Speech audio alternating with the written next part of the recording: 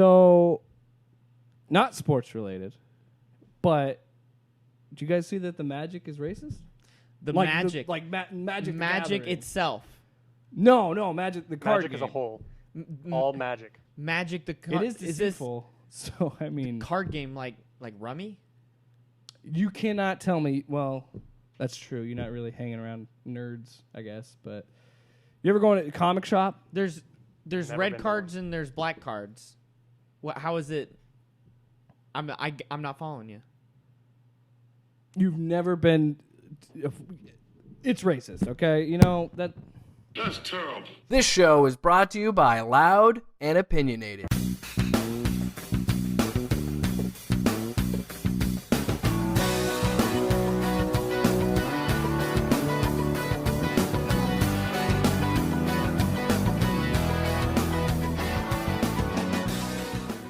To the sports, if we can. Thank you. The Loud Sports Podcast. Welcome to it. We're here every week that there's no sports at all. We're still here for you. And We did take a 2-week hiatus. Yeah, well, you know, in the summer happened. months. And then you got Rona, so nothing really happened. So, right, but we're here for you. I'm Paul Rubidoux with Jake Williams. Hey. And Brandon Plecker. Hey, guys. To make an announcement, Paul. Announcement? To the audio listeners. They won't know. Announcement to the audio listeners. We are now going viral. Maybe. We're putting our faces up. We're starting to actually have some clips put up. We will be doing video recording, which will be a fun add-on to what we can do for our social media platforms. I think after 100 episodes, I'm ready to show my face. Yeah. I don't know. My bets weren't enough for me to show my face. Which, by the way, that number's skewed a little bit. It's not really... I mean, at this point, it might be 100 episodes. Because I was putting clips on the RSS feed. But point is... But let's jump... Video, new era. Let's jump into it. With the video, you can see Brandon is wearing a St. Louis shirt. He is celebrating. Baseball is back. Finally. Baseball is back. So let's talk about this. We got our 60 games. Which, good. I don't think that cutting off 100 games isn't bad in my opinion. But this is really going to alter the race to the playoffs, right? Every game is going to matter so much more. Mm-hmm. Every game, they're splitting it up 40-20, 40 games in your division, and 20 games in the opposite league, same division. So right. National League Central will be playing the American League Central as their other games, so you won't see any Dodgers, Braves, or Yankees, Astros this year until maybe the playoffs. We do get Dodgers, Astros, though. Yes, there will be Dodgers, Astros. That's going to be good enough until we get to anything else, because I can't wait to see. I just feel so bad for you, Darvish, and Clayton Kershaw. If you go back and you watch the playoff games, it was just batting practice. The Astros were teeing off on those guys, and it's too bad. I can't wait to see what happens. But while we're talking about pitching staffs, I want to bring up the point here. In this 60-game season, pitching is going to matter all much more. And how is that rotation going to work? Exactly. So what happens if one guy tests positive in your bullpen? Ooh. Who's he been in contact with in the past week? I think we have a serious possibility for a situation where we have an entire 3A bullpen called up because just for that game, what they're playing 60 games in 70 days. So just while your bullpen is being tested, they might miss a game. But I do think that's a big problem though, because as far as I know, at least in Iowa, the farm teams aren't playing. Right. So you've got to assume that's the same in other states. So you're not going to be bringing in a fresh guy. I think none of them are fresh. They're starting with 60-man rosters. I think 40 still. I think they're keeping the same 40-man roster like they always have. Ooh. But those other 12 guys are not playing baseball at all, really. Well, because they're not on the major league team. So that's my point, and that's the whole reason to have those farm leagues is to have those players ready to go. So I don't know how that would work. That actually brings up a great point. They're not even using the facilities right now, if I'm not mistaken. So I don't know the details. Are they doing what the NBA is doing and doing a bubble city? Or no, all over. Geez, home and away, man. This is not going to work. That's why they're doing. I think that's why they're doing it split up to where it's geographical, to where you're keeping people on the east coast and you're keeping people on the west coast, and so on and so forth. It really seems like a Band-Aid, though. No, it's not great, but you can't really. It's going to be hard to play that many games that quick. You know, you got 30 teams playing 60 games in 70 days. You need a lot of fields to be able to do that all in one area, one city. Right. So we've It'd be seen pretty tough. The NFL is basically off the table for any type of bubble just from what it would cost, from a personnel standpoint and financial standpoint. Well, yeah, and I don't like this at all. I think that's a dumb idea to do travel because Arizona is having spikes, Texas is having spikes, Florida is having spikes. So I don't think that's a good idea. We're seeing, and look at kind of the NHL model that we're about to see of where they're going to have host cities and kind of an in-between of a bubble versus the home travel. Yeah. So I think that and maybe NBA is doing it. Maybe if baseball could have looked at, especially since they're going to be going deep into the fall, almost winter time, if they could have looked into maybe more the possibility of doing, since they're not doing coast-to-coast travel, why not have all of the eastern half teams play in Florida and the western half teams play in Arizona? I know you're correct. Those states have spikes right now, but those are probably going to go up because Trump had a rally in Arizona. But because of the spring trainings, that is where we have the facilities to kind of, if we could spread it half and half, kind of like what the NHL is doing, I think that could have been a possibility, but these owners just, they're going to do what they want to do, and I really feel it came down to no individual owner wanted to lose the home revenue. There is no home revenue, though.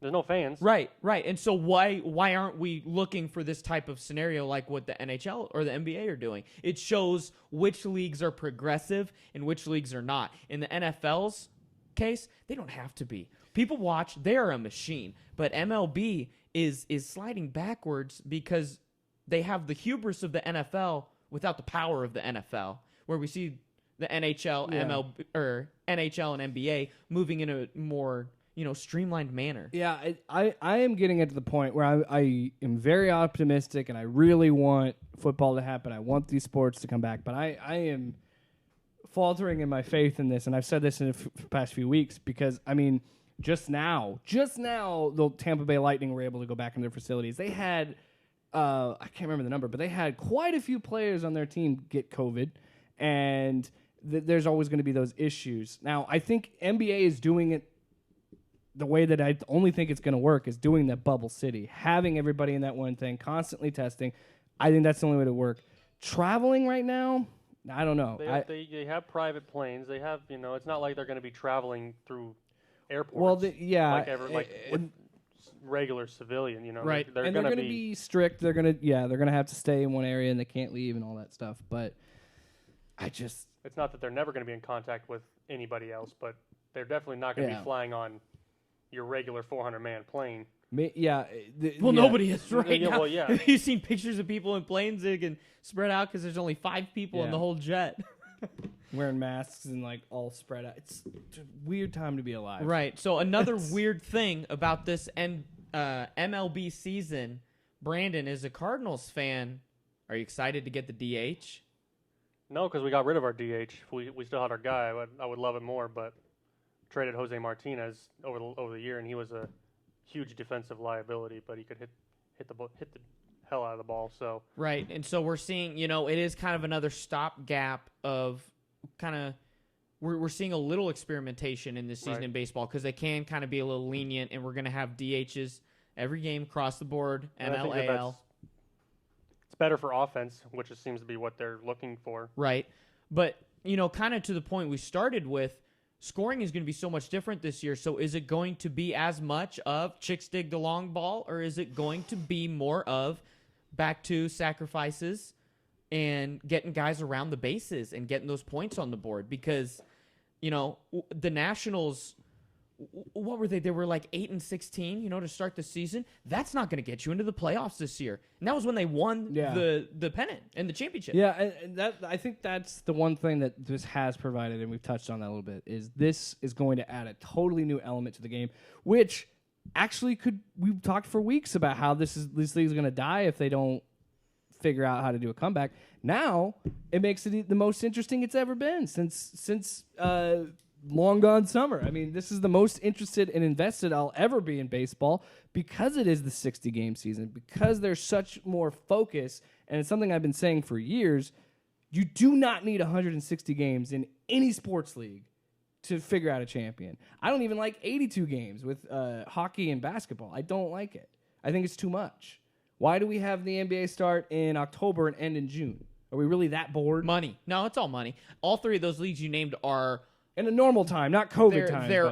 They're past the saturation point of what they need for a season, but it's for money. NBA and NHL could get by on 60-some games. I'm guessing that to justify the salaries of the players, they have to have a longer season, longer TV contracts, and advertising to justify all of that, I guess. But yeah, I'm actually excited for baseball. I'm a Rays fan because of Tampa, but a city that I've never lived in, but I have some weird attachment to. But yeah.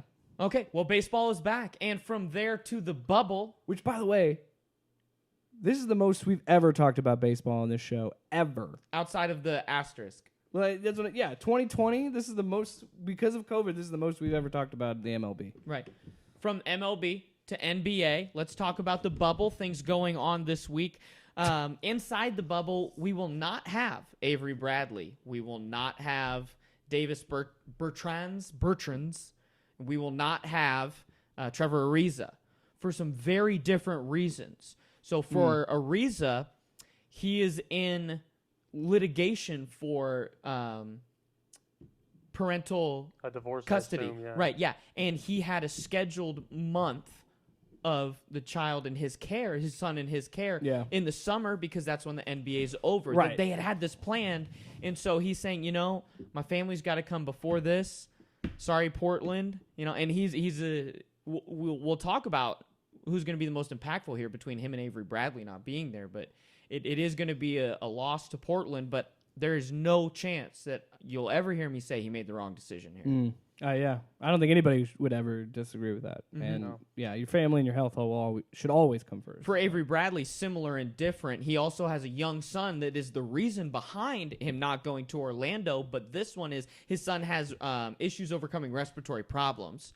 So he wouldn't one make of those high risk candidates. So since his son compromised. Right, he wouldn't make it into the bubble requirements. So since his family would not be going, he has opted to also not go. And he started every game for the Lakers this year. He's shooting pretty well from three. This is the kind of player LeBron depends on. That's going to be a huge loss for the Lakers. I haven't seen if their odds have changed in the past few days, but that would be interesting. We have other people that have tested positive that still plan on coming to Orlando, such as Nikola Jokic, which it would be a huge change to the entire Western Conference if he wasn't playing. Real quick, and I know we've talked about this before, but so they have the list of everybody. The deadline's already passed to report, right? Or is it still? I believe that's 15th, early July. Yeah, which gives people time to time. quarantine, get to their cities. So and they have their list of teams, right? So that'll be interesting. I'm just trying to figure out how that works because I saw another thing too.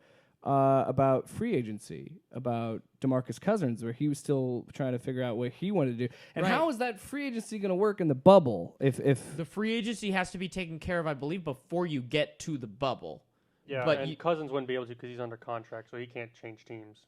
Okay. Yeah, he's under contract. But some people being thrown around to replace Avery Bradley is Jamal Crawford and J.R. Smith, which. If you think that LeBron is going to give J.R. Smith a second chance to screw him over in the finals. Come on, LeBron's going to forgive. LeBron is a loyal guy. LeBron likes his veteran guards. Because we're video now? He likes his shooters. He was until he grabbed the most crucial offensive rebound of his career and dribbled it out. He can't. Fool me once, man. Fool me once. We don't have to say visual meme anymore. We'll just put the meme up in the video. Just put it right up. No JR. I got your JR meme. Yeah. It's right here. It's right here. Yeah. Personally, I want the reunion. I want JR to come back with LeBron and reunite because wouldn't that be such a beautiful moment to see those two get back together? And I think LeBron, which by the way, it sounds like they're dating the way I described that. I think LeBron is a forgiveful. Forgiveful? That's not a word. Forgiving. That's the word. My brain just went. He's a forgiving person. That was so long ago, and this Lakers team. It was two years finals ago. It was less that we're not even to the. Bro. There's been one finals between those moments. You guys don't understand. With COVID, 2020, I swear to God, was Barely 3 been two full years. This year has been 3 years long. Yeah, this year's incredibly long. It was like, man, we're in June. I'm like, we're only in June? So yeah, and we have a long way to go. I stand J.R. Smith coming back with LeBron. I stand. I don't see it happening. What about you? Do you want to see it? Yeah, definitely. Well, we want to see it, but I don't think it's going to happen. He's definitely the favorite based on Twitter responses because Avery Bradley was trending, and one spot below him was J.R. Smith this afternoon. Do you really think that and that's the thing, too, with J.R., did the Lakers really need him? J.R. and Jamal Crawford do not offer the two-way play that Avery Bradley does.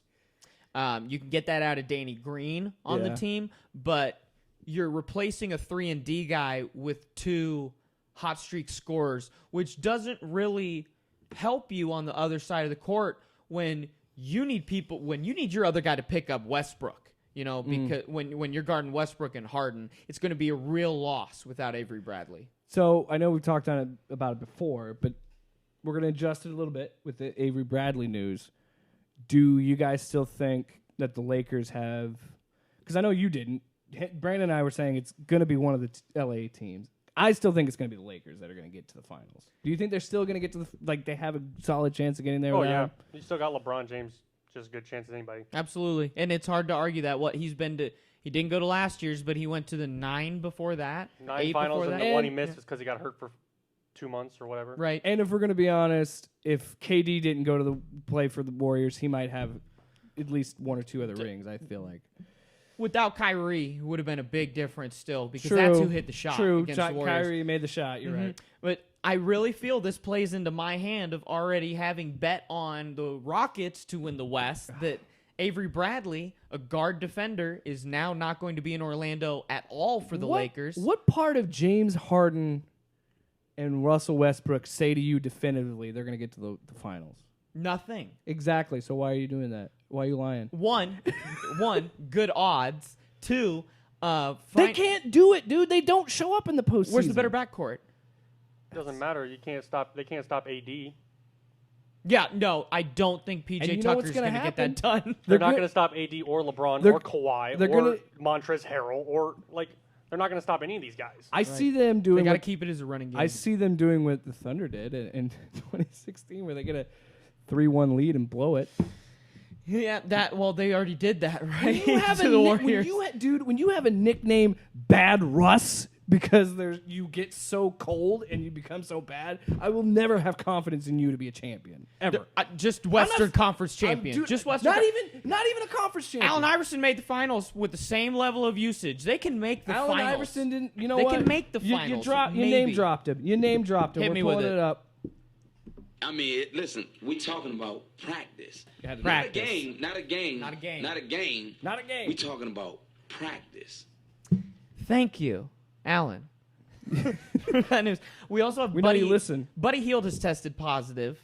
So the Kings organization is going to have an extra eye on them before they head to the bubble because I guarantee you more than just the Lakers have been privately practicing together. So here's another question, and I'm sure they've addressed it. What would they do if, say, a whole entire team got infected? Which could be possible.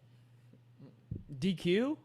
Yeah, right? Pull up their G League. I guess. Yeah, you mentioned pulling up Double Hope it's A. before the playoffs. Yeah. Double A and Triple A. All those guys baseball. are cold because they just announced the G League playoffs are not happening. But that's the fear that I have is that too of just this thing could just wipe out a whole team. Well, from what we've seen about that, I don't think that an entire team will contract it all at the same time. No. It they're going to doesn't seem like that. it's to the point where if you look at somebody with it, you're going to get it. Especially athletes of that caliber. It seems like people have been in a group of 10. If somebody has it, maybe 2 or 3 contract it. Not all 10 though. It seems from the stuff I've been seeing. Right, I'd agree about COVID. It's not been that serious to the point where 10 out of 10 people are contracting it in a room. Yeah. With the disease in it. And this will be very concentrated ray tracing. So they're going to, as soon as they figure out who it is, they're going to do that. I mean, they've got tape. It'd be like, this team played this team on this time, so these people should. But that's the thing too that I worry about with that as well is you're going to have to also factor in this team played this team, so you really have to narrow it down to who did it because then you can't quarantine 2 teams because then your whole thing's all messed up, your whole schedule. But it's interesting. This year sucked on a lot of levels, but positive note, this is the strangest year I've ever experienced, and anybody that's lived through this, and our sports are going to be different, and our sports are going to be more fun, in my opinion. I think MLB is going to be more fun, and I think NBA is going to be a lot more fun. Especially if you put the players in the stands. Oh yeah, this is trash talk. This is the coolest AAU tournament of all time. It'll be like the black top in 2K. Yeah, that's what it'll be like. Yeah, I've seen. I think the Ringer already put an article out about. Oh, we'll talk about the Ringer. The most exciting possible tampering situations. Oh yeah, who's gonna you don't even think about 2021. Who's gonna be talking with Giannis sitting in the stands? Things like that, which is actually like a really fun aspect because the NFL Combine, all the GMs do is talk trades and gossip. So what are we gonna do with players in that situation? And that's again the strangest thing. That will be a problem because players can talk. There's no rules against players talking to each other. But they're gonna the teams, right? It's just, and again, that's such another concept I didn't even think about. They're going to be totally isolated from everybody else, and they're going to just be with themselves. Yeah, and that's crazy. And I saw that they're doing like movie nights for their families and stuff. Yeah, they have because they're in Disney. They have structured activities. Yeah, which is weird. It's so weird, but it's such an interesting, like a cruise ship. Seriously, they've got to have. They're gonna right. They're gonna have. Exactly. I cannot wait in like 2050 when we're sitting down and who knows, this show's still around. But we're going to be talking about, hey, I remember the Bubble City. And then they have the 30 for 30 come out. Because there's going to be... I've already said, I don't want this book to be written by Windhorst. I know there's going to be journalists there, but there has to be a documentary crew because it's going to be the most bizarre sporting thing we've ever seen. And we've asked this before, but are they going to put plastic up in the stands if they do allow players in there? I doubt it. Because that's what they're doing for WWE. Which apparently isn't working because more people have tested positive. I'm interested at their shows. I'm interested to see if everybody in the stands has to sit every 3 and do chairs. they have to wear a mask if they're in the stands? Yeah, those are things that they're going to have to deal with. But we'll find out. Which, by the way, team branded masks. You just keep selling those.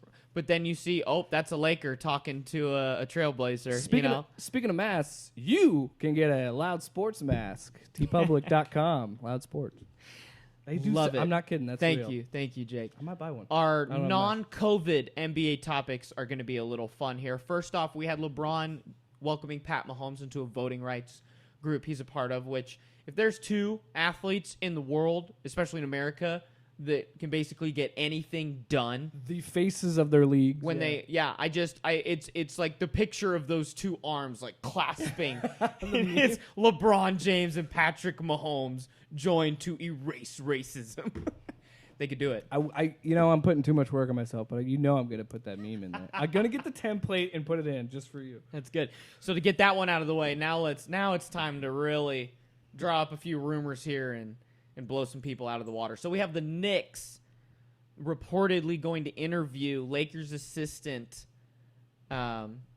Jason Kidd for their head coaching job because Giannis loved Jason Kidd, didn't want him to leave Milwaukee. That was a front office decision. So the rumor here is this is a recruiting tool for Giannis if they sign him. Now, whoa. Say please. I'm gonna It's the only thing James Dolan has over there in New York. We will fraud them later. But the other one, we have Paul George saying is it Steven Jackson's podcast? Yeah, no, it was Was it on the Ringer? No. I don't think. Oh, I can't think Undisputed? of their names. It was the 2 ex-basketball players. I don't know Quentin Richardson and who's the other guy? Oh, Channing Frye? Miles. Sorry, I didn't mean Darius to do that. Miles. I believe it's Darius Miles and Quentin Richardson. Darius Miles has a podcast. Yeah, I need those to 2 start guys, I'm pretty listening sure. to that. I can't remember what it's called. We I'm have getting trigger happy with this soundboard. Yeah. Paul George says that he left Indy because they were unwilling to sign another top flight free agent, which if you really think about it, Indy has always built from within. Reggie Miller years, in the Paul George years, Roy Hibbert, Lance Stevenson, George Hill, draft night trade for Kawhi. Horrible. Which now we have Paul George and Kawhi playing together anyway. Terrible. Thank you. See, that one worked. I was preemptive. I knew you played. were gonna do it. Yeah. But they do pride themselves on growing a basketball team compared to buying a basketball team. And Paul George says that he had the best power forward in the league wanting to come to Indianapolis and play with him. And he went to the Pacers with that, and the Pacers said, "Oh, we don't think we'd be able to do that. We're a small market. Let's roll with role players and make this happen." And they did challenge Miami's LeBron and Wade teams for a few years. And so let's really look here at who he might have been talking about, because the big free agent during those years at power forward was LaMarcus Aldridge when he was in Indianapolis, who didn't give the Lakers even a second look. And maybe he wanted to come to Indianapolis, but he didn't meet with them or anything. The other interesting one was Blake Griffin through a trade, because we know he didn't quite get along with Chris Paul. And the end years in the Clippers organization there were not that fun in the locker room. So that's a possibility where, if you remember, it really seemed like Blake Griffin was going to hit free agency, and then Steve Ballmer did that thing where he put his numbers up in the rafters and says, "You will be the greatest Clipper of all time," and then trades him a year later. That huge deal. That happened, but this could have been preemptive of Blake's free agency. But either if it is Blake Griffin or LaMarcus Aldridge, that's not the best power forward in the league at that time. And respect Paul George is using this as an excuse for forcing his way out of Indianapolis. The best three power forwards in the league during those years were Dirk Nowitzki, Tim Duncan, and LeBron. Because LeBron was almost 270-something, and basically Miami's power forward during a lot of their championship years there.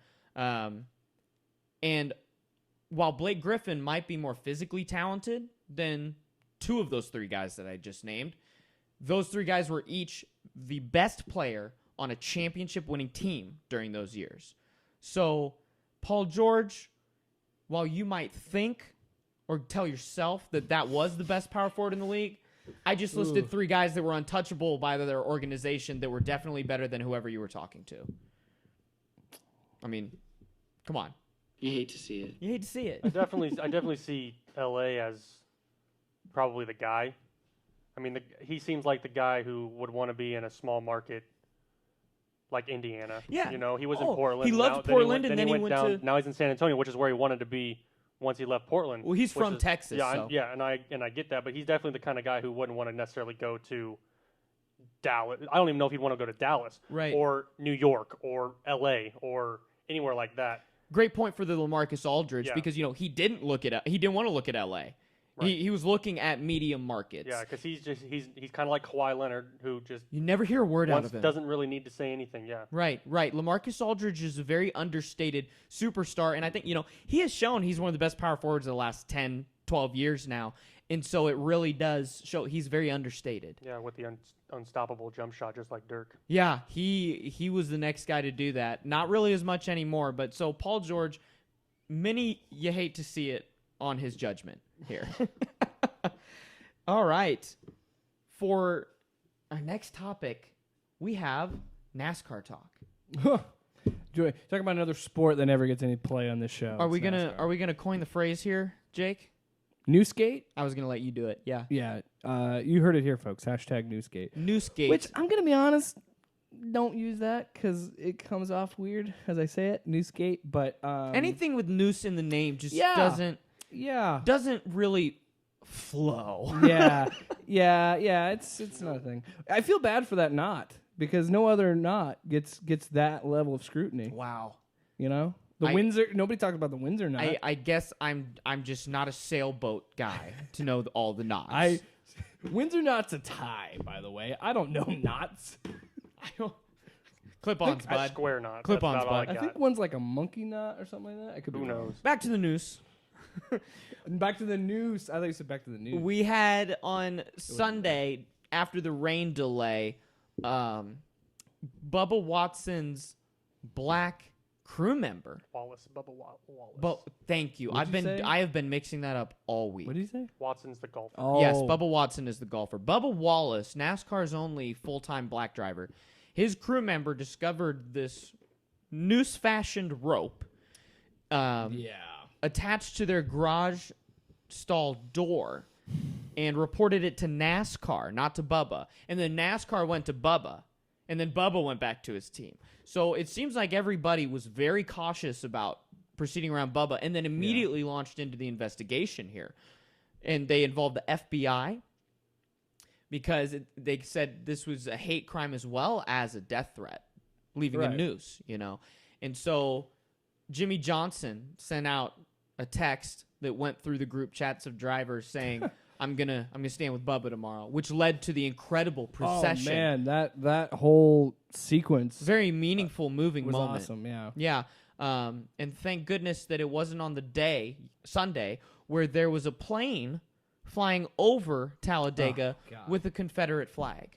Because, God forbid. Yeah, and that this is what drives me up a wall. Because I brought a clip here that's about a minute long. It's Will Cain of ESPN who is leaving the company. He made a comment about it, and I'll just let him speak for himself because I want to dive into it. I cannot give NASCAR any credit. Sure. I think NASCAR deserves a massive Stephen A. He was on indictment. First Take. It was a rush to judgment by NASCAR. If I read their statement from Sunday, it presumes that a racist act took place, that it was a heinous crime. It presumes the existence that something terrible happened. Because God forbid you get in front of this. So what I'm telling you is NASCAR's motivations were other than being truthful, and you pointed it out. NASCAR wants a rehab of its reputation, and I celebrate a lot of that. Get rid of the Confederate flag. True. I said that on the Will Cain show. Move forward. But you do not build progress on the foundation of a lie. You cannot do that. Well, and NASCAR, like those people in the media, Stephen A., had a different agenda than the truth. But hold on real quick. They wanted to advance their brand. Individuals in the media want to advance their likability. They want to advance their agenda or their Twitter likes, whatever it may be. But that we're giving in to weakness and fear and personal and industry brand building, and we're doing anything but pursuing the truth. And that will ultimately undercut everybody's purpose. Okay, so let's jump into this. The FBI came back and said this has been there for over a year at least. It's nothing. And so that's where this is coming from, where he is saying, NASCAR jumped on this the wrong way. It's a garage pole, apparently. But you have to understand this is 2020. Can we just start saying, this is 2020? Yeah. Let's just. I'm Jake. This is 2020. This is 2020. And it's more of an excuse, This is 2020, which means I don't blame NASCAR at all for immediately saying, "Whoa!" And earlier, and this is like a 12-minute segment or whatever. But before that statement, Max Kellerman says you are conflating things that aren't there. Nobody jumped and said this driver did it. This team did it. Nobody said that. They opened an investigation and they figured it out. Okay, and we're happy that this isn't a hate crime. Are there people in this climate, in this world, that wanted there to be a hate crime or wanted this thing? Sure, there are. He's not wrong on that aspect. But to say that NASCAR shouldn't be applauded for this is idiotic because you're just saying, well, they should have just let it happen. If it was a hate crime, it's yeah. But to just immediately say, well, they ran to an investigation and did all this stuff so quickly and blah, blah, blah. What is wrong with that? What is wrong with getting in front of it and figuring it out? Oh, because they want to rehab their image. They should. Why did it take protests and social injustice to finally say, hey, maybe we shouldn't have the Confederate flag? And you just mentioned it. Somebody flew a Confederate flag. Somebody quit because of the Confederate flag. To think that there couldn't have been a hate crime there, or maybe could have been, is idiotic. And by the way, Will Cain, guess where his next job is? Fox News. Good audition tape, you jackass. Heat it. Hot stuff. I wasn't going to curse, but I did anyway. What? And it's not a fraud. It's not that you hate to see it. He sucked anyway. I had explained to you who Will Cain was. He's a D-lister. Continue. But, this is 2020. And so this is just after a week after NASCAR says no Confederate flag. The day that somebody's flying it over. Not only was there an airplane flying over but at the main entrance to Talladega, there was a bunch of people flying the flags right outside the stadium. A little mini protest. Yeah. See, that's just And that's why NASCAR did the right thing here with saying, we're going to back up, cover it as it could be anything. And I saw Marty Smith, who's an ESPN reporter for NASCAR. He does a lot of, kind of like Woj. He's a NASCAR guy, though. And he was saying this is a thing that 5 years ago, 2-3 years ago even, they would have just swept it. They wouldn't have said anything. They would have just taken care of it themselves internally. It's because this is 2020. And this isn't, and I want to just slap people in the face that are trying to compare this to Jussie Smollett. This is in no way the same thing as Jussie Smollett. As you explained, Bubba didn't initiate this. He didn't say, hey, I think somebody's trying to commit a hate crime. He didn't say some MAGA-wearing driver did it. Nobody said that. He said, you won't take the smile off my face and I'm going to keep racing. Exactly. That's what he said. And he's fed up with it, too, because he wants what, any driver wants. He wants people to care about his driving and his skill. Which was good this week with all the pressure. He raced well. And by the way, Will Kane, you said you applauded getting rid of the Confederate flag, and you said you applauded them to try to change their image. So why aren't you applauding them jumping into an investigation in, I don't know, the South? As if it is a hate crime, which I think is how they should have initially proceeded here. There's nothing wrong with how NASCAR handled this. I applaud how NASCAR handled it. Well, can we jump into you hate to see it? Because I have a problem with how it ended here. By the way, you've been talking some weird stuff on Twitter. Are we jumping into you hate to see it? You hate to see it. I'm putting on the... You hate to see it. You hate to see it. The tinfoil hat is coming on here, okay? Because hey, that's my show. My NASCAR views on this, I have a few tweets that I'm going to read to you that I popped off this morning. Today's tea. All the NASCAR drivers and Richard Petty being so immediately defensive and supportive of Bubba Wallace means they are not used to garage door ropes like nooses even in a semi-common fashion. Tweet 2. Richard Petty himself said it was a noose and a hate crime, that he was disgusted and outraged. Would he not recognize an old school way of closing the garage door if that's all it is? And tweet 3. His crew members that had been there for days only looked up on Sunday night? So I have a few points here to where I'm not seeing all the dots being connected here. Doesn't make a lot of sense. It doesn't make a lot of sense. And so that really You know who makes you're starting me to sound worried. like? I'll eat your ass. Alex Hey. Jones. That could be used here. Now, What? Not in that context. That's my tinfoil sound There bit. are some problems here, and the problem Sure. is with how, I love how Richard Petty immediately supported his driver, put out a post saying outraged and disgusted, but then to say that this has been there over a year. Yeah, he just got assigned it's- this garage. It's sometimes used like in this fashion. To have Richard Petty come to the defense like that means to me it's not used And the like rope, this. and the rope from the picture I saw, the rope was almost all the way on the ground. Yeah. Like what? And- why would it be that long? And by the way, you're NASCAR. How can you not afford automatic doors? Right. Nobody talks about that. My apartment complex has an automatic door Hey, for my garage. I just was again when I was listening to Marty Smith. He said they just did a over $20 million renovation to the garages at Talladega last year. I had no idea that was a part of and this. they don't have automatic doors. Wow. So would Now that have it's- happened since when they were saying it was here in October of I don't last know. year? It was the last couple years. So That's interesting. But I didn't know that detail. if they did $20 million in renovations, they probably put in automatic doors. But that is what's driving me nuts. Okay, so that aspect. So okay, maybe it is a garage pull. Is it symbolic? Why is it in there? Because again, why would they have that now? right. Everybody that has a garage has the automatic door. Almost everybody. Right. It doesn't make There- sense. there's- Now I'm on your side. Now I'm getting all There's some tinfoil questions that radio. aren't answered, and Bubba Wallace on Dan Patrick this morning said that both of his crew members that he talked to that found it said this was not an immediate, throw this up there. This was done overnight, is what they said. This took a little time to do, is what they said. So the way that the crew initially reacted to it is not, oh, yeah, we use a rope like this sometimes. It really is. It makes me a little nervous that there is a, I don't want to say cover up. I don't want to say cover up. Hey, as Will Kane, you don't want to jump to conclusions. You're just trying to get Twitter likes. You're just trying to get the retweets. Yeah, it's for the clout. It's for the clout. Yeah. But you hate to see it. NASCAR's unanswered questions. Let's put it at that. I'm just gonna say this: if Shannon Sharp mutes you on Twitter, Will Kane, you got a problem. All right. I love Shannon Sharp. He's the best. You hate to see it. You hate to see it. Who's going next? I got one for you. Uh-oh. And I knew we were doing video today, so I gotta make a change here. Did you guys hear about Ezra Miller? Former Hawkeye. Earlier today, I heard of the defection. That's right. Interdivisional. He went west, baby. Cornhuskers, go Big Red. All the corn in Iowa leans to the west as it is. Because Nebraska sucks. Because Nebraska sucks. Well, recently, yes.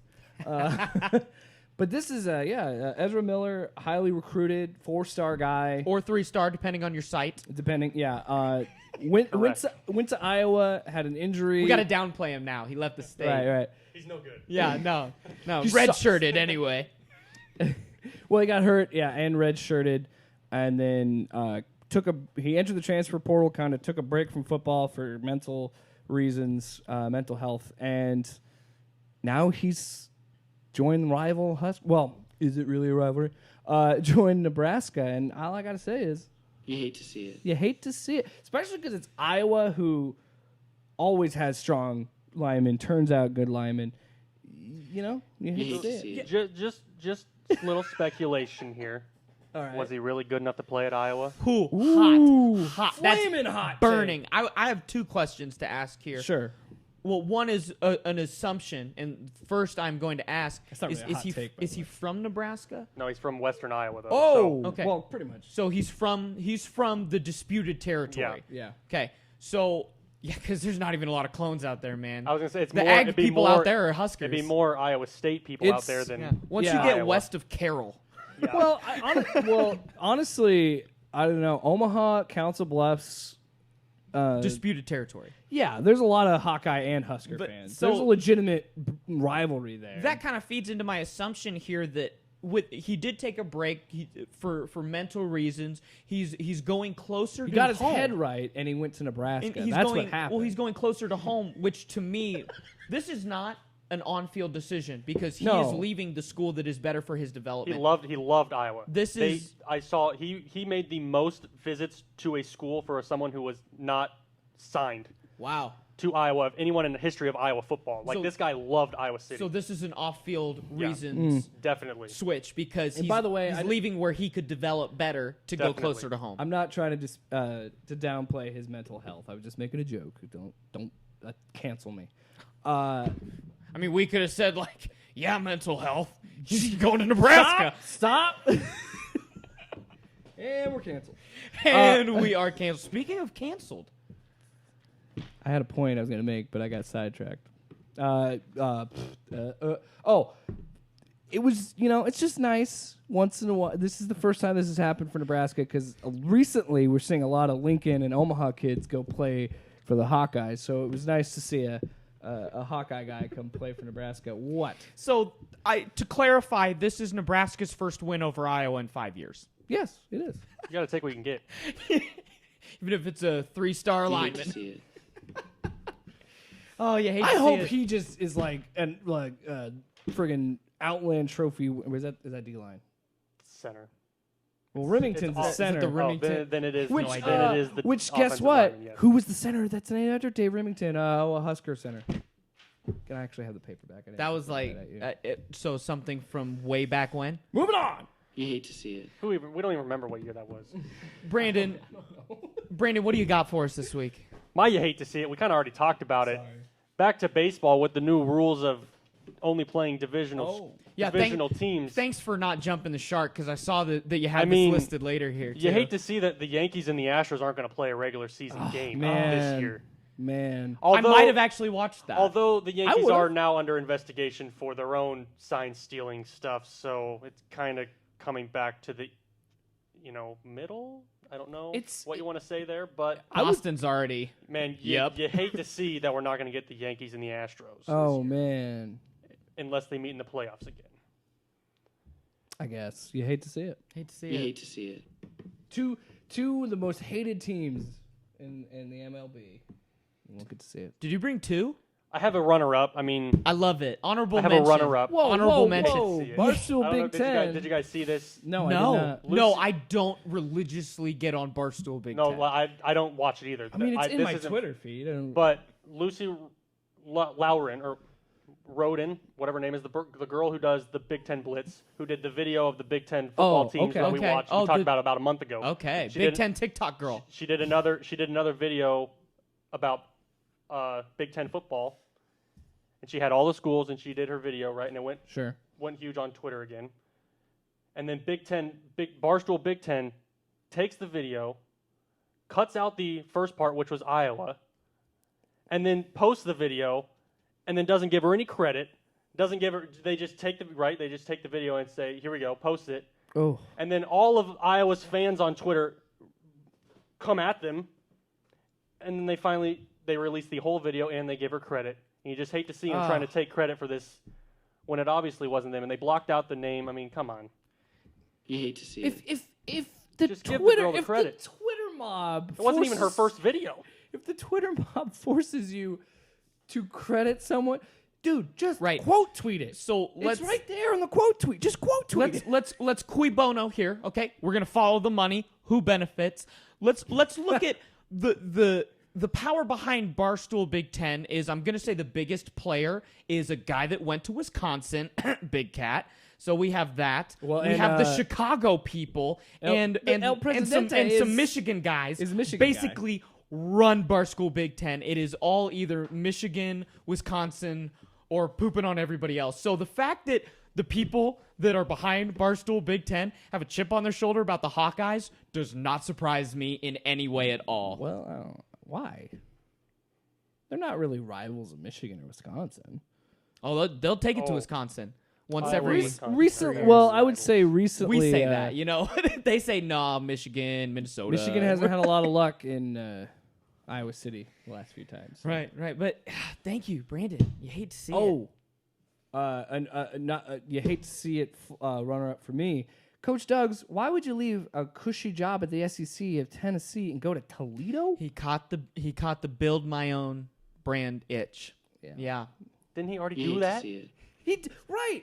He was the OC He already there. did this. No, he was the OC. He's coming back, prodigal son style, gonna bring you to glory. Okay, this is the football Braveheart. He got his education. He toured Europe. He learned Won how a to use couple the titles. sword. Now he comes back to repair Toledo and build them into the couldn't- champion. Just to break their hearts again. Yeah, just to then leave for like Penn State because he's like, I actually want to play in a cool looking stadium with a lot of fans, and he leaves. Just gonna hop over to Ohio State.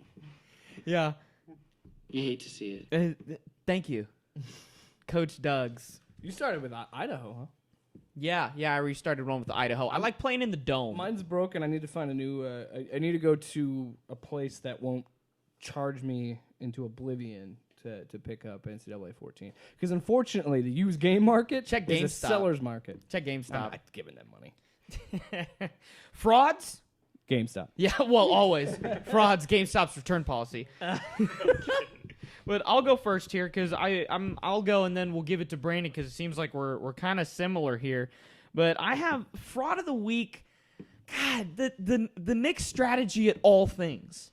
All things. James Dolan will always. All things James Dolan, He's not a including fraud. JD in the straight He's shots. not. He can't be a fraud because we know he's trash. So he can't be a fraud. Just like Will Kane will never be a fraud because he's trash. Fraud, the NBA tactic of hiring a coach to recruit a free agent. When has that ever worked? That's stupid. That has never worked. The only time in recent memory I can think of it, it's people do it. They do it all the time. But the only time I can think of it working in recent memory is Gordon Hayward to Boston for his college coach, Brad Stevens. But outside of that, But Boston didn't hire Stevens for Gordon Hayward. no, exactly. That was complete coincidence and just Yeah. worked out very well.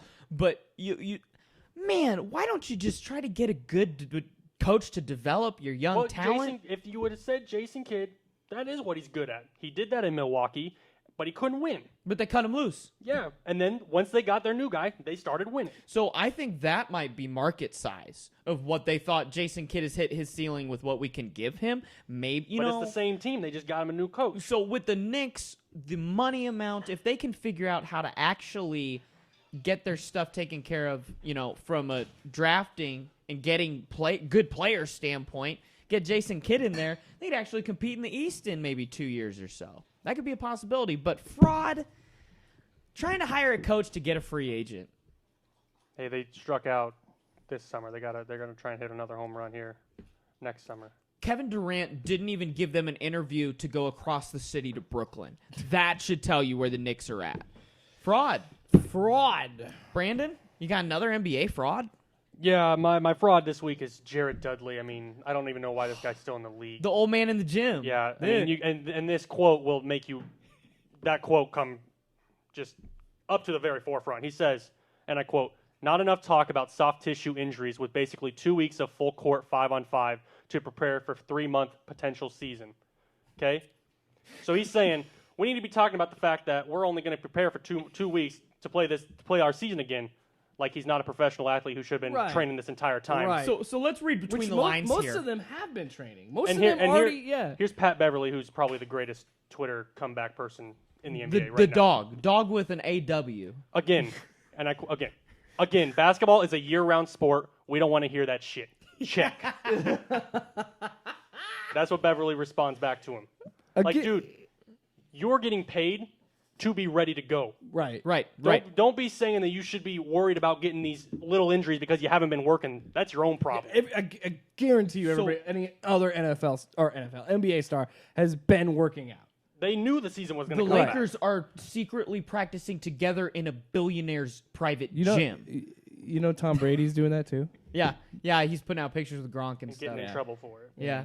So I have two thoughts off of this. One, Jared Dudley, you're basically saying, oh my gosh, if you expect me to play between the 3-point lines, your boy's going to tear an ACL here. Like, that's no kidding. That's what's going on. Come on, man. He's saying, dude, if you don't give me October through January to stretch, I don't know if I'm going to make it. And just retire then. Point two, I love Pat Bev because you never hear him clap back at a dude in the East. You always see him talking to somebody that he really feels there is going to be the rivalry with. So you see what he's doing here? This is an LA thing. But I love because Dudley's on the Lakers, I believe. Yes. But I love the end where he check ball because that's what he has check. Let's go. Like come on. The ultimate no foul check up, dude. In the last 15 years of basketball, because Jared Dudley's going to be out there for maybe 30 seconds in the whole postseason anyway. He's there for LeBron's 2-minute third quarter respite. That's what he's there for. Like, come on, man. No, he's replacing Avery Bradley now, starting Jared Dudley. No, that would be horrible. Yeah, Jake, get us out of here. Fraud. This is a complicated fraud because on one hand, I understand the criticism. Who are you frauding exactly? I don't know. Are you frauding the mob? I don't know. You can't fraud the mob. Well, I do. Well, he'll come for us. I'm doing a double fraud here for both because I feel like it's valid to fraud both parties in this. Because one, I'm going to fraud Bill Simmons and The Ringer because they released a really, really tone-deaf episode of his podcast talking about the protests and rioting and looting and talking about people going to loot Jordans and stuff. And I'm like, oof, that's incredibly tone deaf. And then it comes out more and more that Bill Simmons doesn't have. I think they said like one black person on his staff at The Ringer. You hate to see it. It's fraud. So I mean, where's he from? Boston. No history of racism. The reason I have an issue with them attacking him for this is they didn't care to attack him until he did something stupid, and he did something like this. Nobody cared about The Ringer not having any black people until now. Maybe there were, sure, but it wasn't until Twitter attacked him for it, and then he responded with saying, "It's not an open mic."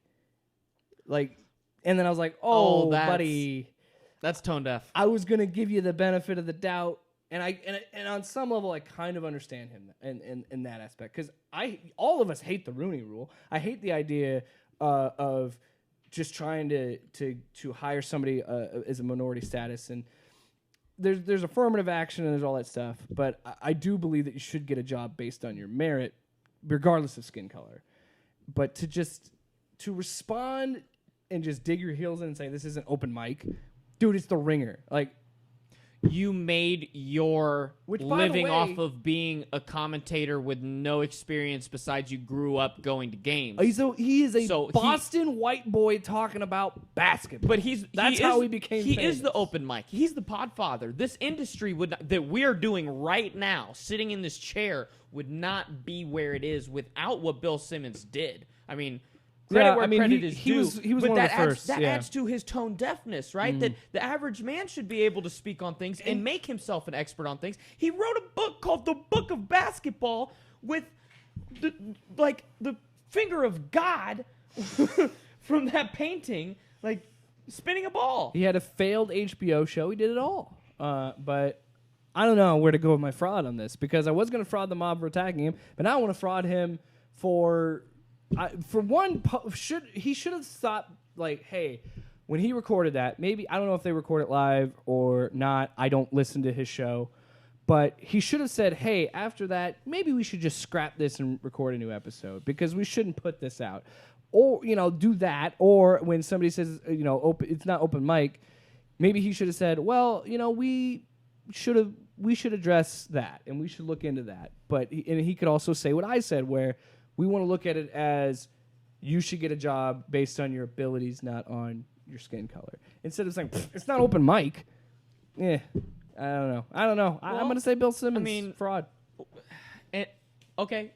Bill Simmons. I don't know where to go with this. I painted myself in a corner. To counterpoint, where was the mob when Tony Dungy said, I don't like the Rooney Rule because I want people to get jobs off of merit, and we should build it off of merit. And that's where I think this fraud could go either way, because like I said at the beginning of this, nobody cared about this until he did something stupid in these times, which I don't know. Which everybody's doing. Right. This is 2020. This is 2020. So did you see? I'm sorry. One quick thing. Shannon Sharp. If you're not following Shannon Sharp on Twitter, you're slipping. I don't, but he pops up enough that I don't need to. But there was a Trump Students for Trump rally in Arizona, and there's this student that got up and said Aunt Jemima, the first Aunt Jemima, was the American dream. She was a slave and then, became blah, blah, blah. And Shannon Sharp starts the tweet, whose dream is it to be a slave?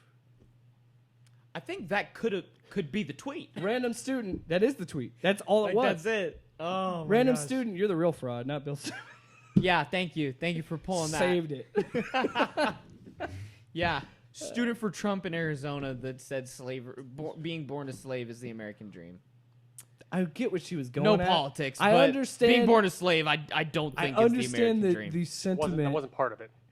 But yeah, growing up poor and pulling yourself up from the we hold bootstraps? these truths to be self-evident. Be born into servitude. I missed that part. Yeah, American dream. Earn your slavery. All right, we earn gotta. your freedom. All right, put away the shovel. Stop digging. It's time for. Somebody's gonna isolate me saying "earn your slavery" and it's gonna end my career. That's not what I meant. Paul's Fab Five time. Oh.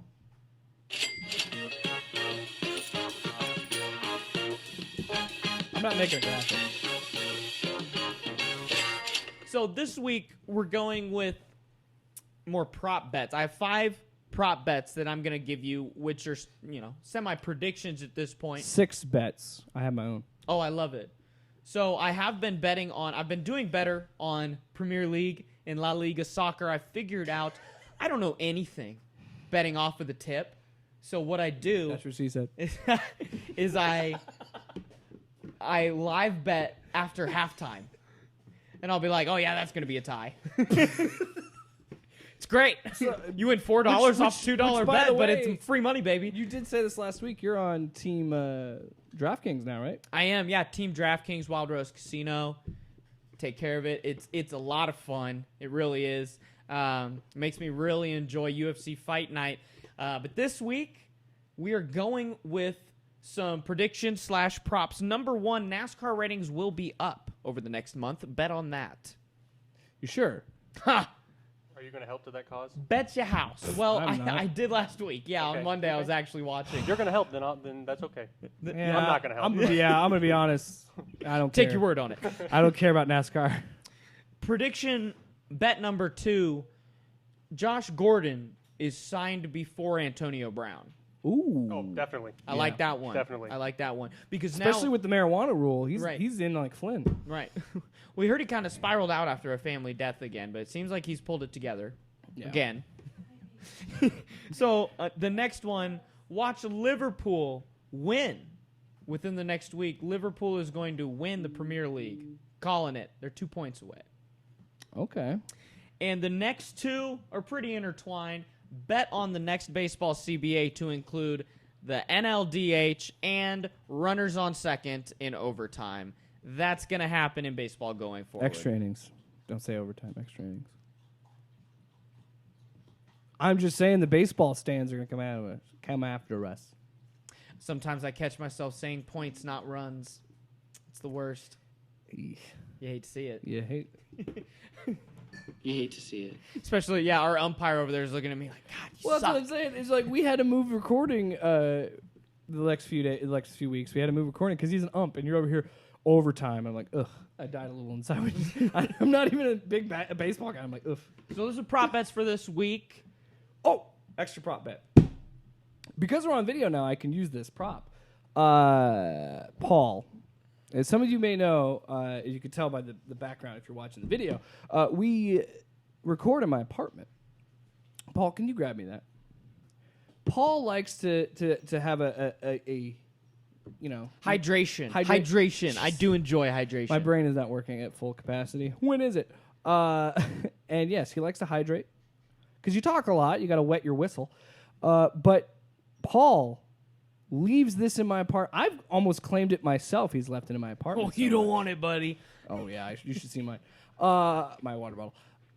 I'm gonna bet that he will leave this, even though I am showing the camera and making a big deal about it. He will leave it.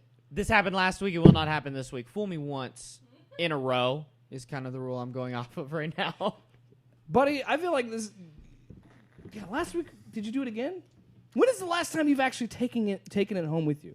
In my defense, when I bring the bottle of the caffeinated water Joe, I just leave that on purpose. You better believe if you do. Because somebody will throw it away. You're gonna leave it. You are, and when you do, I'm gonna post a video on Loud Sports Twitter and being like, money, Free money.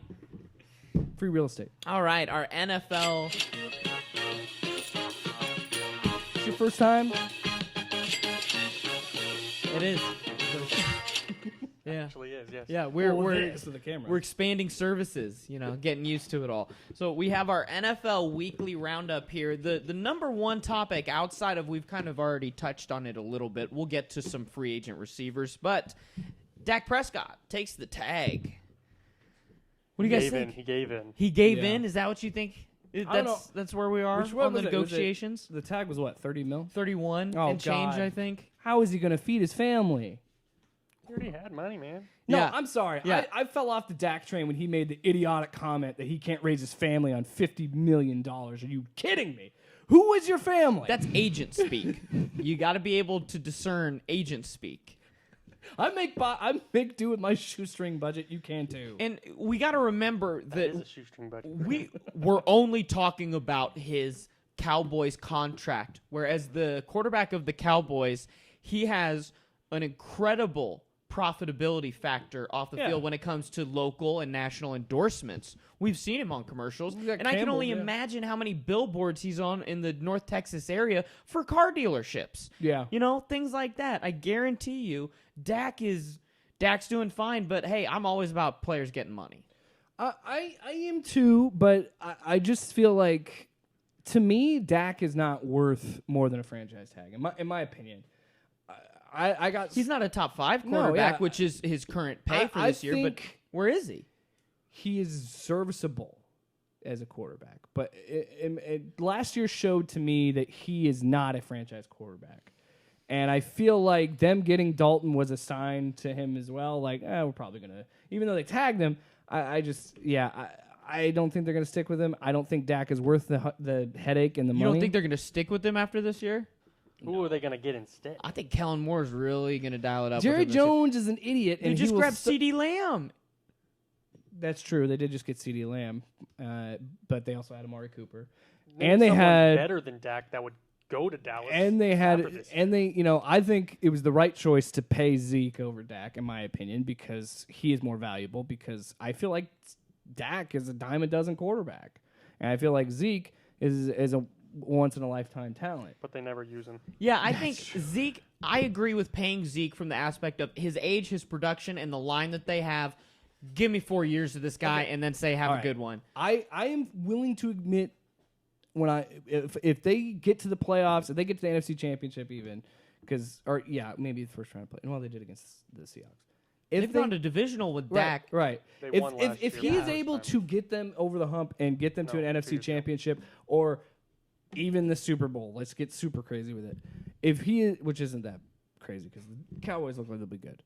If he's able to do that, I'm willing to admit that I'm wrong and give him that money. But if this is a prove it year because they got him CeeDee Lamb, they got him Amari Cooper, they've got him Zeke.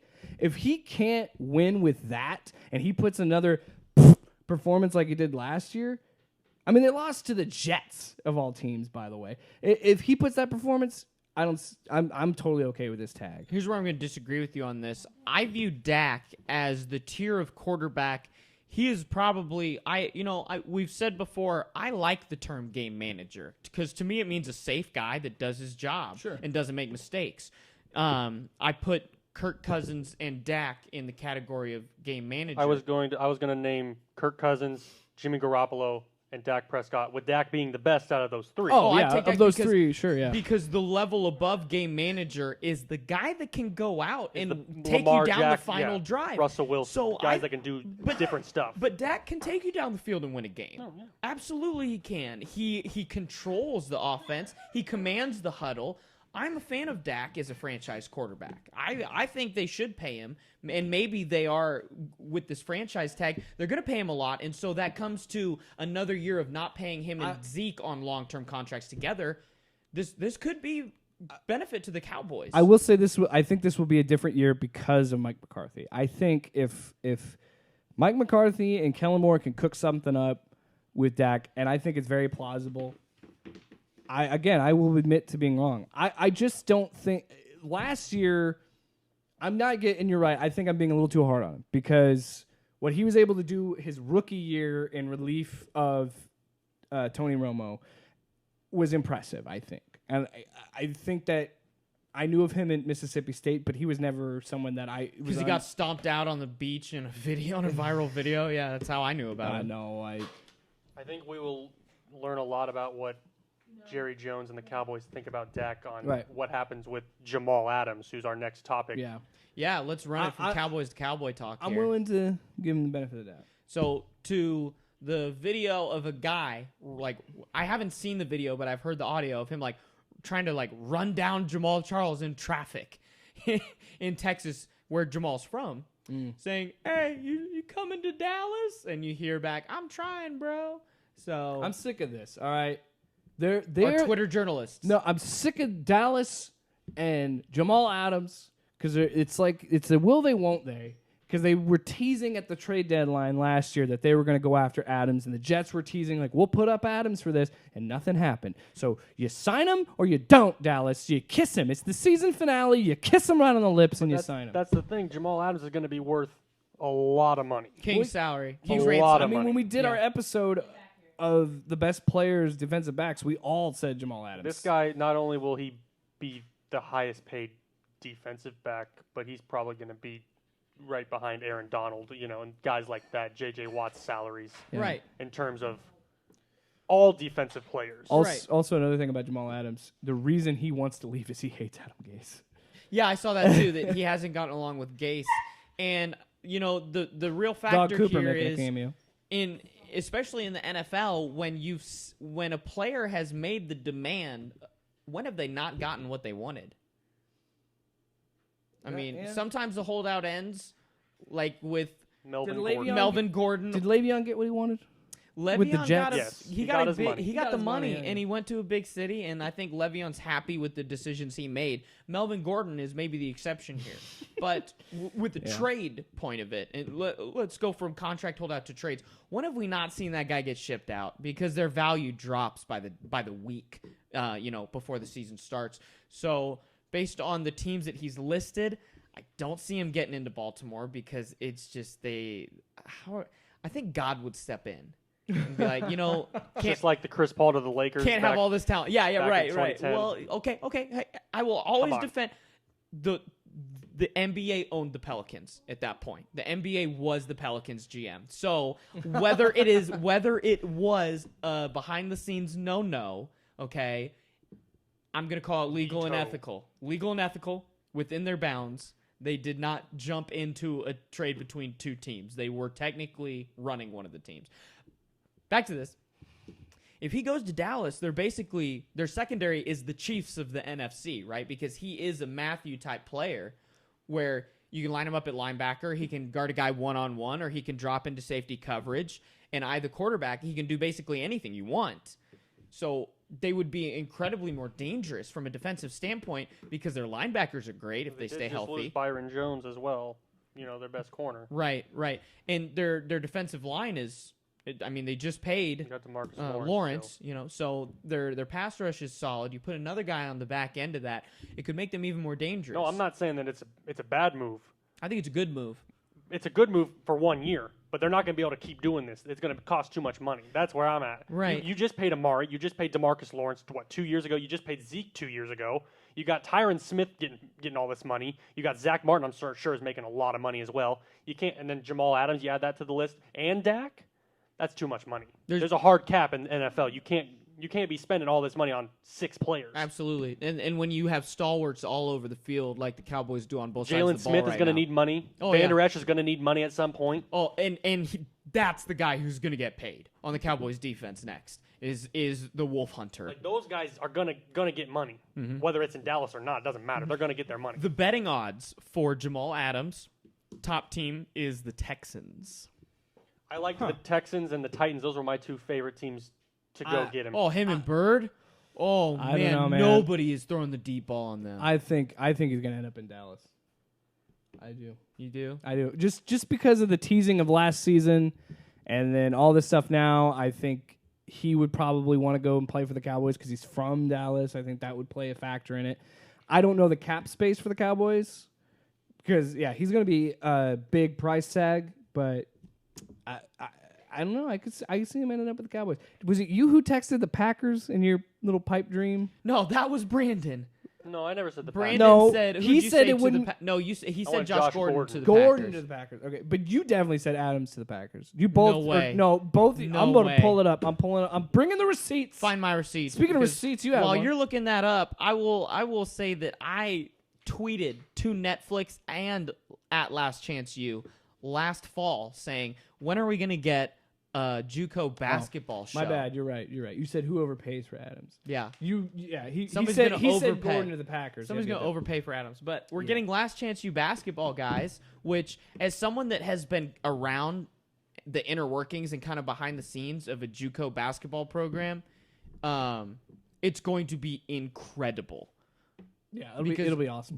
I'm just thinking of this as from covering the DMAC team, the personalities, the different situations of what they want, where they come from, and where they're trying to go, and the fact that both of the coaches have only lasted their 1 year to jump to be a D1 assistant somewhere else in the Midwest.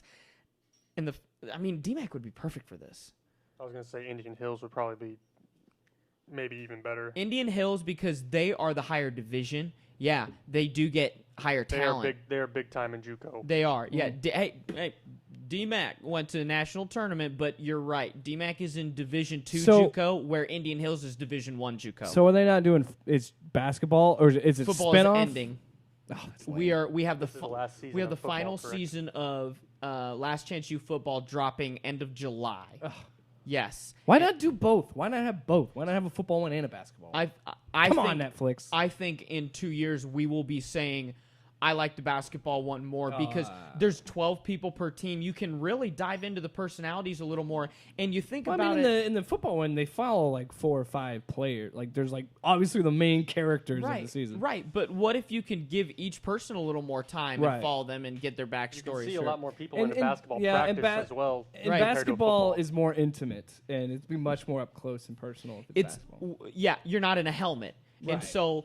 When you can see the emotions and so the casual Netflix fans that like the drama of Last Chance U will watch this and they'll be like, oh my gosh, number 12, they instead of who was that just caught a touchdown, and they're like, that was Isaiah, Yeah, they have to put his name on the screen. You will see your favorite guy dunking on somebody, which is going to be a cool aspect.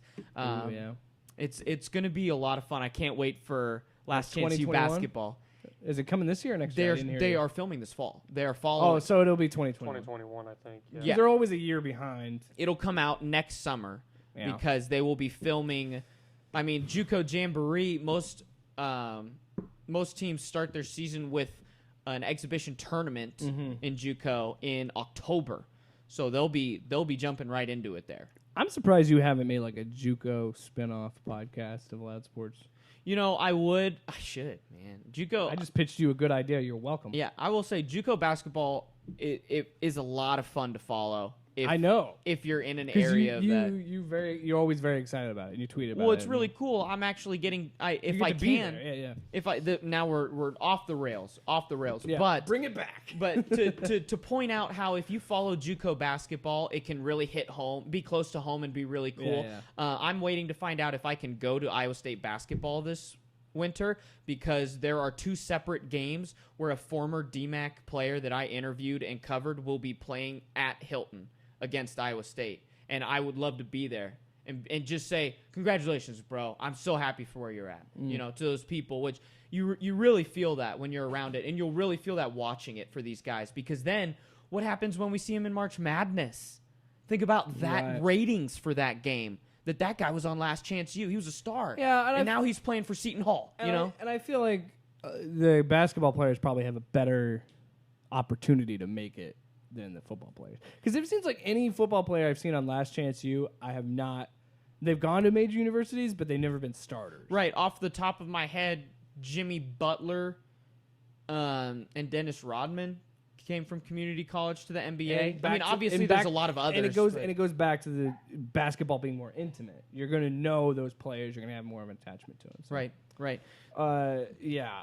So Seattle. Didn't Cam Newton go to a small school? That was for 1 year. That was his. I refused to sit on the bench for 1 year. Yeah. Behind because Tebow, he could have transferred to another university and sat because he was going to. He was benched for Tebow. Portal, he was benched for Tebow, and so he chose to go to JUCO for 1 year to start. Right. Basically, he pulled the Malik Henry, but actually did it. Keep playing. Yeah. All right, so back to the NFL roundup. We got derailed from Last Chance U. We'll pull it back. Seattle and Baltimore were named to bring in Antonio Brown, and now it has been even further clarified to say the Ravens are not really a possible landing spot for him, which we're also seeing from Jamal Adams, which those two, I mean, we'd crown them, right? The Ravens, if you want to crown them, then crown their ass. Kind of like the Cowboys, but they haven't done it yet. But the Ravens are going to have to start paying a lot of guys, really quick, really soon, in the next couple of years. I feel like they have a better mix of vets, though. Like you're not going to have to pay Weddle. But you're going to have to pay Lamar's going to get paid here in a couple of years. Ronnie Stanley at left tackle might be the best left tackle in the game, and he's on his second or third year. This guy's going to get paid. Are you a cheesehead, sir? Yeah. Because the last time I checked, Dave Bakhtiari, did somebody come for the throne? There's more to lineman play than pass blocking. Now, if you want to crown them, then crown their ass. I hate you. But you got all those guys. Marquise Brown. There's a lot of guys. Mark Andrews is going to get paid probably. He's top 5 Mark Ingram, tight end, maybe? I believe. I don't know. Well, while we're on Ravens depth chart talk, I want to point out look at this segment that I don't think anyone can honestly say, as of even 3 years ago, that they believed RG3 would be in the league longer than Andrew Luck. Wow. Yeah. Wow. Boom. Drop that on you. You hate to see it. You hate to see it. God. So Andrew Luck beaten again by RG3. Beat him for the Heisman. Dang it. Oh, man. This the ghost of his career. Jeez. But who do we see here bringing in these guys? Because Gordon, I see as more of a league-wide possibility, but there's only a few people that would say, I can handle Antonio. I can help. Antonio's Seahawks done. thought they could handle Josh Gordon. They couldn't even handle that. AB is going to be so much worse than Josh Gordon. AB will. I can honestly say I don't think Antonio Brown will ever play another down in the NFL. I just don't see it happening. I'd take that bet. That's kind of where I'm at as well. I don't. He has done way too much damage. It's going to be tough. I would take that bet. Consistently attacking the lead, then taking it back because he's trying to still get a job. Talent wins. Talent wins. Sure, unless there's video. But unless there's video. But if Bill Belichick, Ray Rice versus Greg Hardy. Belichick couldn't keep him, because that's what Bill Belichick always does. Oh no, he gets these problematic players and ropes them into his culture, and it's like, do your job, win. He couldn't even do that for AD. I don't believe he had discipline issues on the Patriots. I believe they cut him because of the sexual assault, his upcoming implications and off-field stuff. So once again, we don't see him be a problem in the locker room. We see him be a headache when he's not on the field. He's gonna go on-field play is what wins out, unless there's a video. I got of it. Something bad. I got it. He's such a big.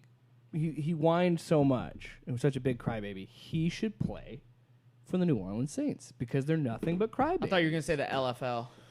You hate to see it. If no, it is a requirement. I get at least one jab at the New Orleans Saints. You're really okay. So I want to clarify it. Now, Brandon, I just heard a Tampa Bay Bucks fan say that Antonio Brown should go to the division that his Bucks are in, on the team with Drew Brees, across the field from Michael Thomas. Michael Thomas doesn't seem like a great move for the Bucks. Doesn't seem like a good suggestion for the Buccaneers. I just told you with every bit of confidence he will never play another down in the NFL. I just don't. I'd love to take that bet. You know what? I wouldn't have paid this turd. We'll see if somebody will again. So he said that about Amari Cooper. We have these COVID helmets. Jake, yeah, have you seen them? Basically, they look like dirt bike helmets. They're just they do look like dirt bike helmets. Yeah. That's exactly what I said. The first iteration that I saw was basically like an enhanced twist on the face mask that was it Justin Tuck or JPP used to wear. Yeah, it was like super crossed and intimidating. Well, yeah. So the design, and I'll have a picture up. So it's not like you going like this. Yeah. I'll have a picture up for video watchers. If I put this up as a clip, I don't know. It's my show. I'll do whatever I want. Yeah, this is dry run. Yeah. That's not what she said. You do not want to dry run. No. But these helmets are, they look like dirt bike helmets. So, and I don't know if they're real or not. I don't think the NFL has come out and said they're real. So they might just be one of those things where you see like a uniform concept. So yeah, every artist concept uniform of all time. Air quotes leaked, and put it out. But yeah, I just wanted to talk about and get what you guys thought of the idea of a COVID helmet, because honestly, just on an aesthetic look, I don't hate it. They kind of look cool. To me, it's such an arbitrary thing to say you're going to do. It's a cloth thing that covers their face mask, and it goes over the top, and then there's like it's like completely covering it, but there's holes to look through with your eyes, and they have a little bit here. But my big thing is, why bother with a COVID helmet if you're playing a contact sport where these men are going to bleed and sweat on each other? That's exactly what I was going to say, Jake. So what is the point of that? Unless the NFL introduces some type of NASCAR or NASA level suit where you are you go from gloves to jumpsuit to helmet, and there is no skin-to-skin contact at all. This is an arbitrary measure that does nothing to stop the contact between high-level athletes in this game. So this doesn't even is whatever. That's why I don't think there's any validity to it, because I think the league knows, like, what is this gonna? It's gonna do anything. They're still gonna be tackling each other, so it's just not gonna happen. How many people would pass out wearing the COVID helmet? Yeah, if you try, BJ Raji. Hard to read. Breathe. I mean, I'm guessing. Yeah. I'm guessing the covering is on the outside of the face mask, so anything breathing would still just hit the Could your receivers material. hear an audible? That's a good point. Did they have microphones in their helmets? Well, I mean, there's nobody in the stands. Well, never mind. It's the NFL, so there will be. So I guess I was gonna say, if there's less crowd Did noise, you see that the University of Iowa slowed their ticket sales and stopped them because they're like, we don't know what's gonna happen with social distancing, which I feel like more places should do that. Yeah, good move by the University of Iowa. We'll bring it back local here. If you don't know what's going on, let's stop letting people spend their money on it. I don't want to have to reimburse more people, and more people have headaches and give us 1 star on Facebook for ticket, reimbursement time. As far as I know, let's make the least fans upset. Right. As far as I know, Iowa State said only season ticket holders were in because they still were talking about 30,000. But who knows? This stuff is anybody listening to this knows this stuff changes day to day. So as far as I know, Nebraska hasn't said anything about it. All we're ever going off of is announcements by coaches or ADs that mean absolutely nothing at this point. You don't know. We really don't until any governing body comes out with a declaration. Which governing body? I'm not going to listen to a word the NCAA says. This might be the beginning of conference. It's like I said last week. When they're going to leave, man, they're going to say, "I'm not a part of your entity." Right. These schools and these players, not only with the states finally forcing their hand on likeness, and now with COVID-19, it's like I've been saying, these kids have more leverage than they've ever had because they're like, we are not going to risk our health because you won't pay us. It gives them more leverage than ever. And then there's going to be people arguing, but they're going to school for free and the whole thing. The point is, don't get a COVID helmet. NFL. I'm just kidding. I don't know where I'm going with this. So kind of Wrap up the show. Kind of like what we said with with MLB. We're going to see tweaks and changes this year that will be implemented forever in the future. Yeah. This could be the beginning of conference secession. Oh. Because TV deals after this season, will be 2 years. I think right now we're 3 college football seasons from the big TV Armageddon again. So don't do that, though. We could see regionalization. They could say, what if the Pac-12 says, you know what? This worked out really good with us just playing ourselves in some Mountain West, so we're just going to incorporate the Mountain West as a relegation league and create the Pacific Conference. No good can come out of the secession. I just gave myself maybe the greatest idea I've had on this podcast of each major conference secedes and grabs a minor conference for relegation. Yeah, you did this. Didn't you? Same thing. Kind of. Same thing. Tweaked. I didn't figure out relegation I'm still for my waiting on conference that realignment. AAF 3-for-3. Oh, that is in the dumpster fire along with the AAF. Oh, boy. And the XFL, which lasted not as long. No. Ouch. No. Hey, you want to give it, not take it? You're going to love this. XFL expert report. Fuck you, Paul.